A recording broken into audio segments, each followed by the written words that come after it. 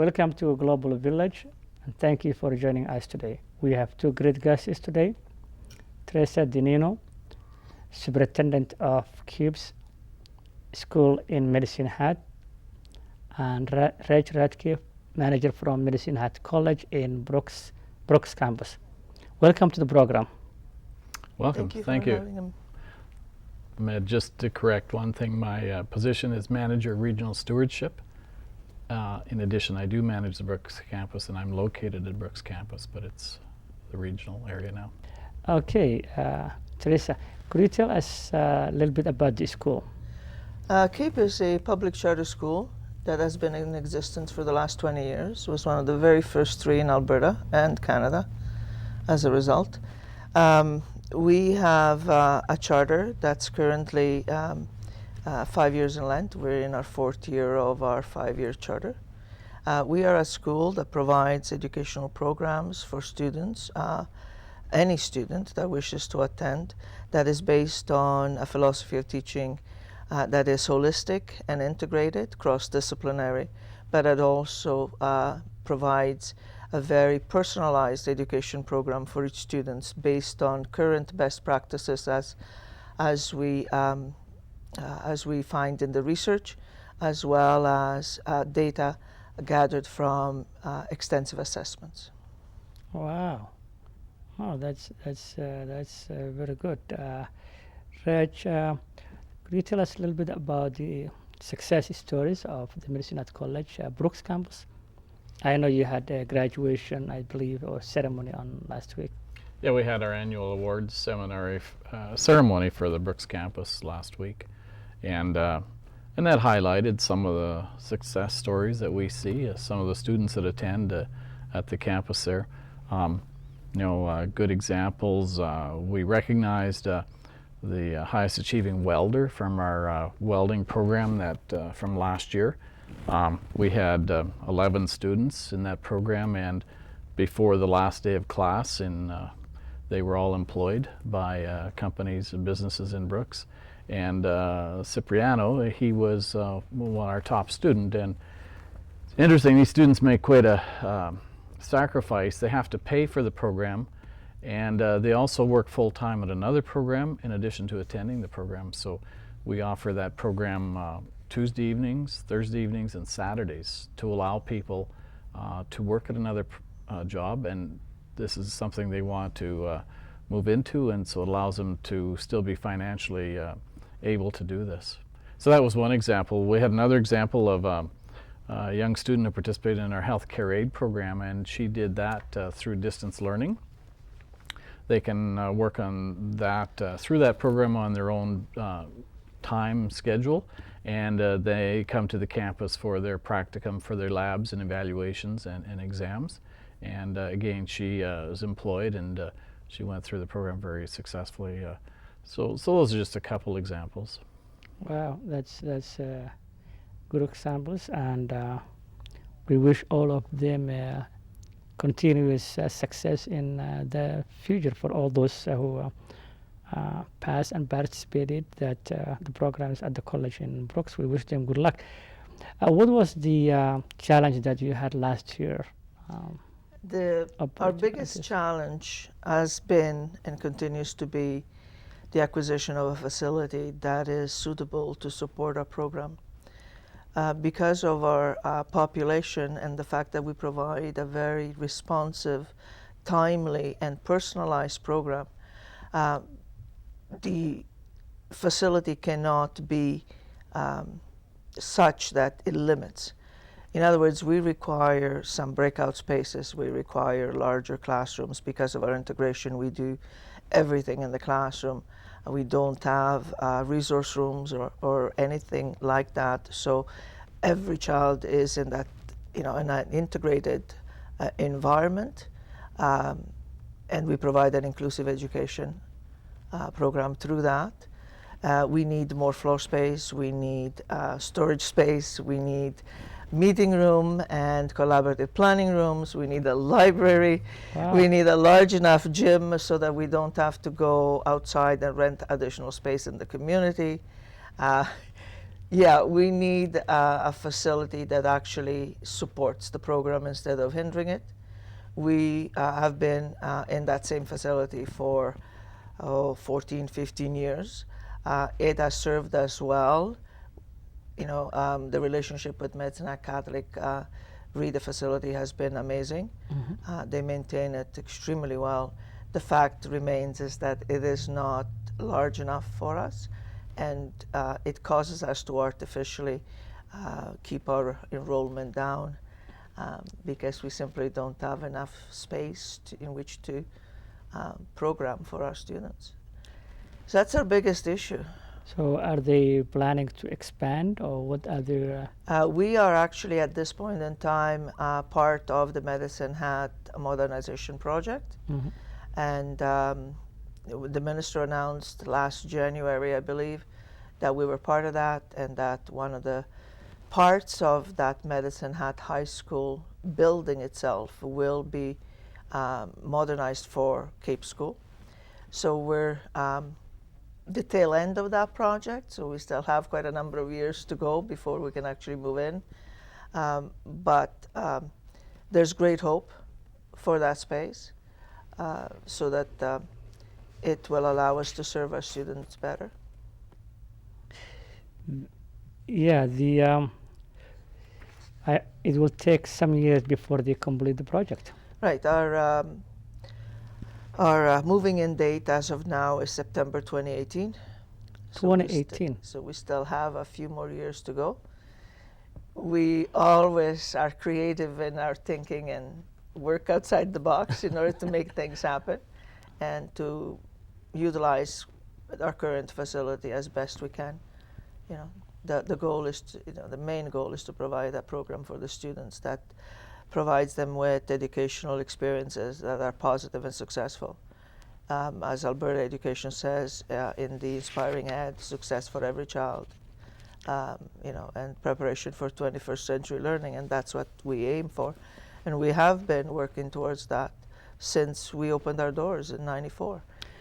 Same kind of concept, but improved over time. Yeah, but provincial government can't wish that to happen unless they provide the tools to succeed. True, but we do what we can with what Yeah. we have. There you go. There you go. There you go. Yeah, Rich.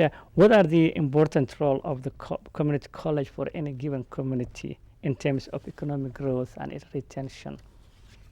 Well, I think it's a key player along with many other partners in the community, but at that post-secondary level or adult learner level, it's a resource to help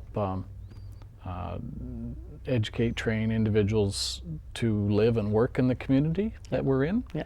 And that changes a little bit from every community, but it's a resource for the community. Yeah, and precisely that's what one of my questions to both Mayor Ted as well as Reeve Molly-Douglas is the community colleges are extremely important for communities, especially small towns, small counties, extremely important. In business-wise, you have a trades for students if they want to go for trades, education, resource, all that stuff. So it's a very extremely community involvement, and to have the community college in small towns, I think is a very vital for the retention. For if families don't want to send their kids away from the home, that's an alternative where they can go and continue their education. So both of them, they were have had a very positive comments on importance role of community college. So how do you see the diverse population the advantage of the diverse population or diverse community as ours in Brooks and County of New York in 21st century economic growth? Well, I think that a diverse community is good for a number of reasons, and diverse can mean a number of things, whether it's income, culture, language, age, Yeah. whatever variety of things. In the Brooks community, for example, that's largely means when you talk about diversity, largely means different cultures, different nationalities, different languages in our community. There's been different waves of immigration and so on into Western Canada, into Canada, and we're just witnessing one of the recent waves of immigration, and so people bring different beliefs. They bring different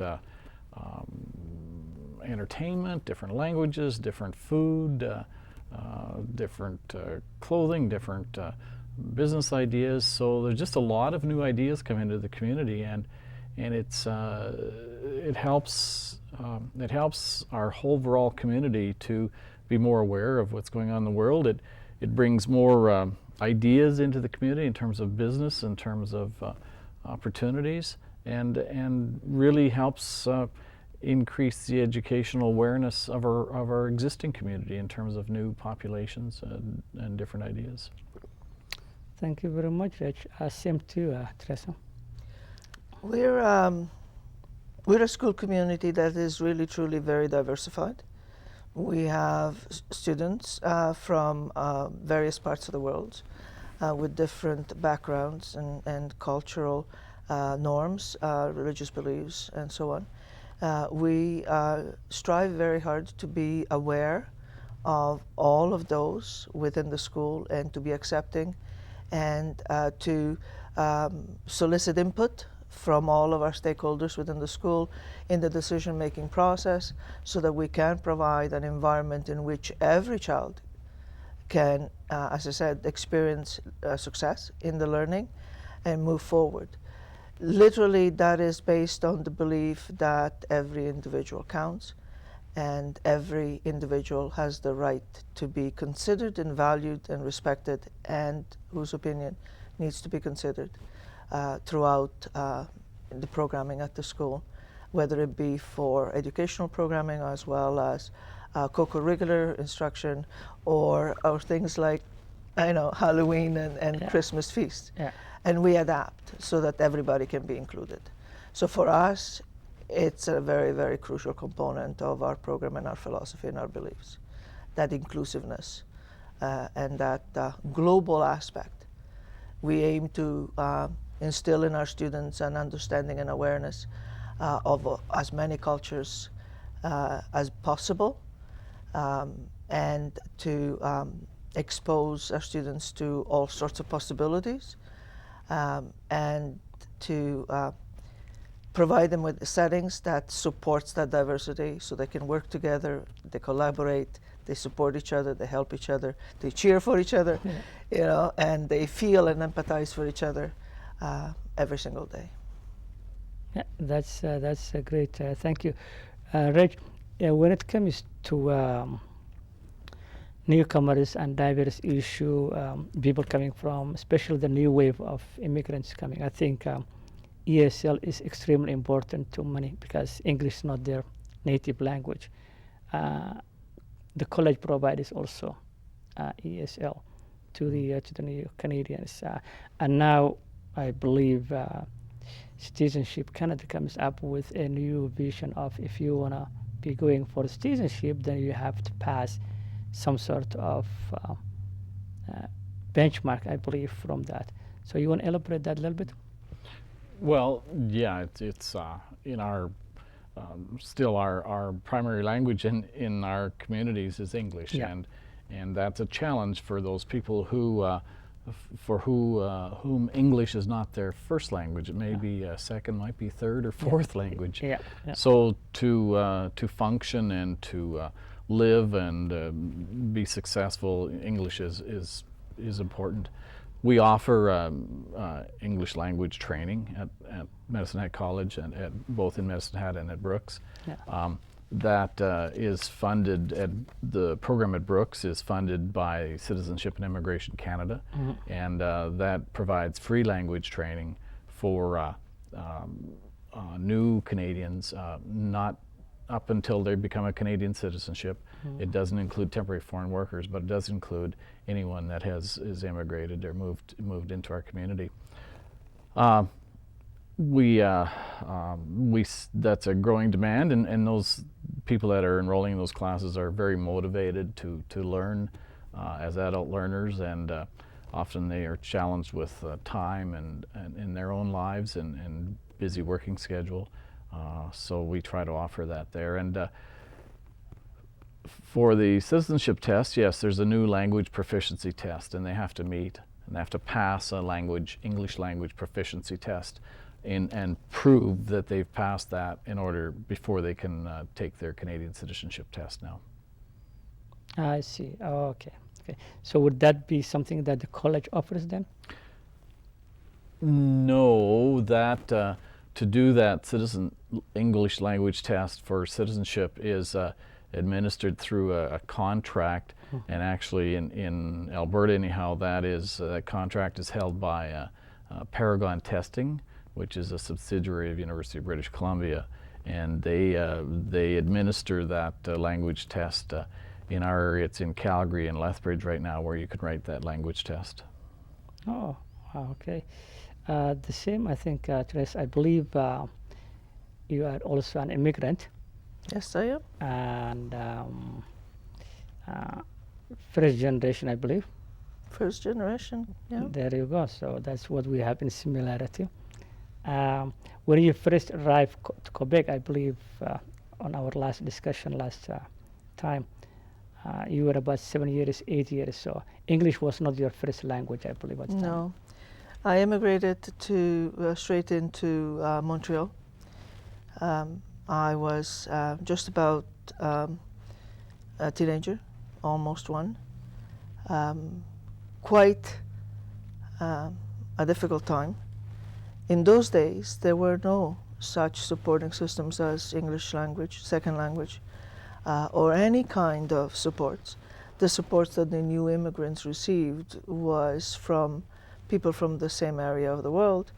They would be taken in and shepherded through the whole process. So they would literally take the children into the school and introduce them to the process. And those that were working would take their new neighbors out into the workforce, and those that were at home would take out, show them the ropes about where to go shopping and all those kinds of things. Learning a second language was a very personal and individual endeavor. For some, it was faster because they were obviously younger and they would learn the language much faster. It was extremely challenging for those that came as adults. But I think in the end, necessity is the mother of invention, and we all get on with the businesses of learning so that we can actually work and function in the new environment. For me, it took me 2 years to become functional with English. It was my third language, it was not my second.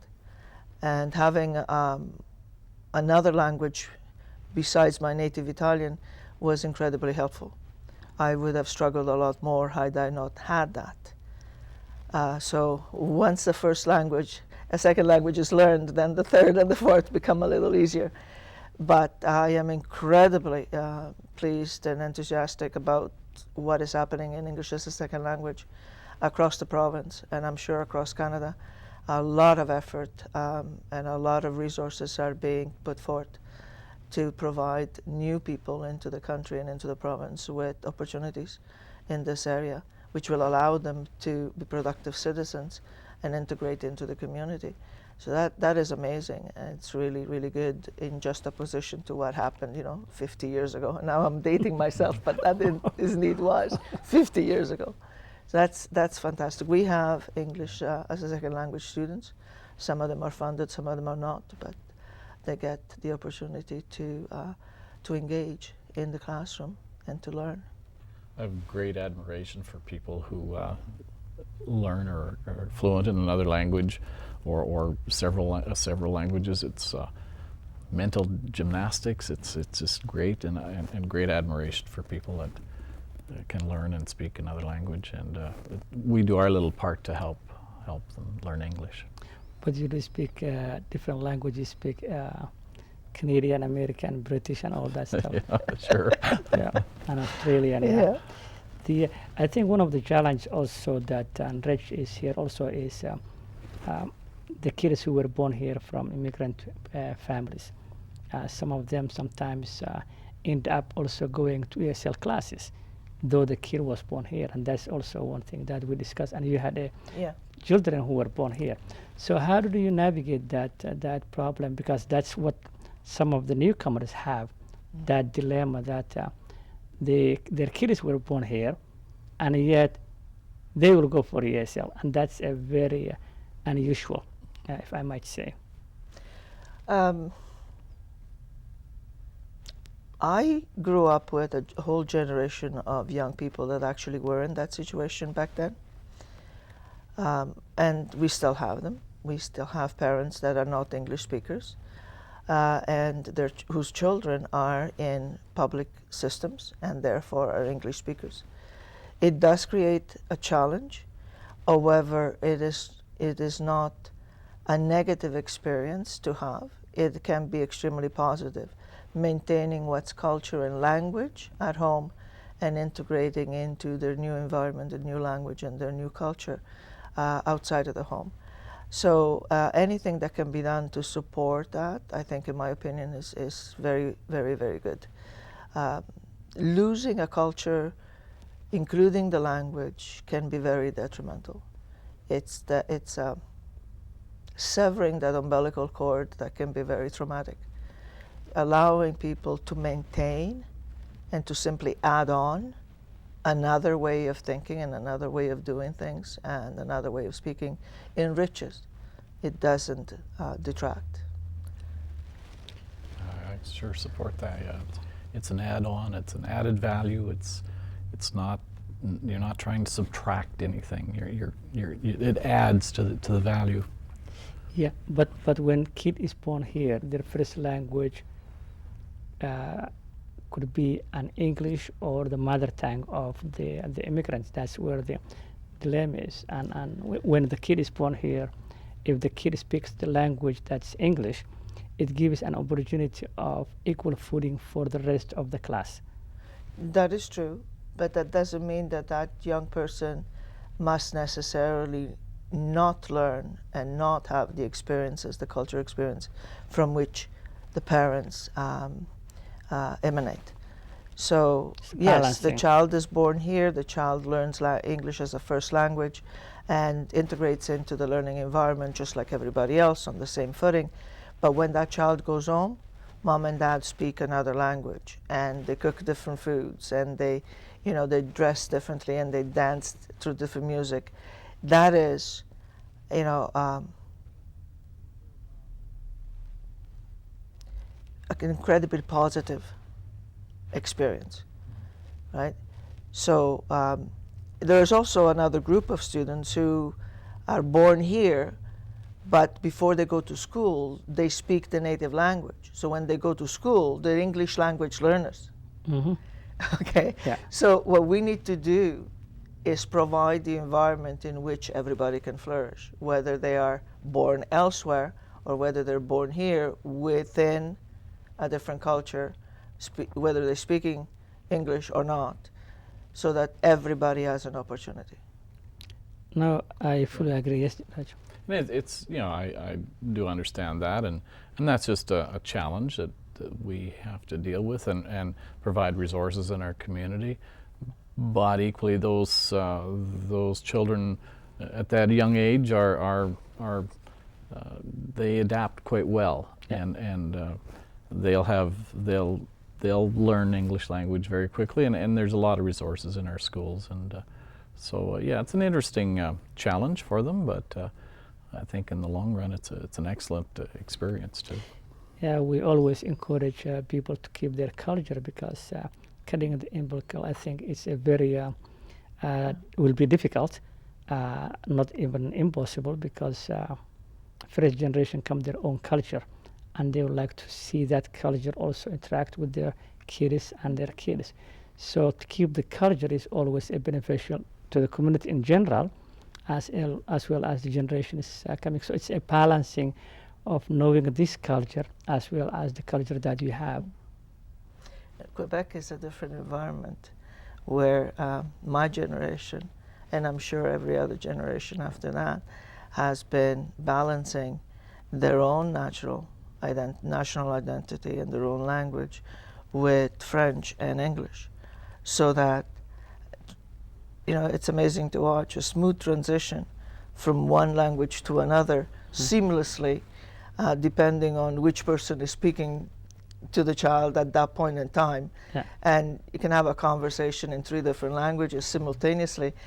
I myself find that sometimes I'm looking for a word in English and I cannot find it, and I will find it in another language, you know, and try and explain to the person with whom I'm speaking.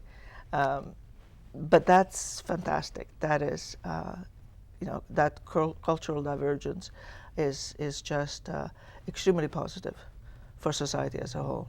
I think we Canadians are very fortunate to have such a wide range of members in our culture, in our society. No, that's very true indeed, and I think that is what makes Canada a great country, and have a lot of different nationalities. In our Brooks area, we always say you don't have to travel to Europe or Asia or Africa because you have all the cultures in the city. All you need is just to explore and then see what we have. That will save you the ticket to go. It's from the South American Latinos all the way to different nationalities we have, and it's a very dynamic to see how all these cultures cope together and live together side by side in a small town like Brooks. In Ontario or Quebec, they have lot number of diverse population, but the number of population is big. Yeah. So you're talking about large population in Quebec, I think 8 million, 9 million, and Ontario, what, 11, 12 million. So compared to a small town like Brooks, 13,500. But the one thing they have in common, small or large, is that the diversity is there and they all get along. There you go. Yeah, the diversity is there and they get along, especially the new wave of the immigrants and the cowboys. That was a little bit challenging, but at least it's now getting along. What was your dream when you were growing, for example, to be a politician then, Reg, or just for this? No, I don't really remember if I had a particular dream. I enjoyed education in school. I was quite good at it, and so it seemed natural that I would go to university. I was the first in my generation to go to post-secondary. So out of all of my cousins and siblings, I was the first one. My parents were born in another country and were first-generation immigrants. So that was a big deal for our family, for me being the first person to go to university.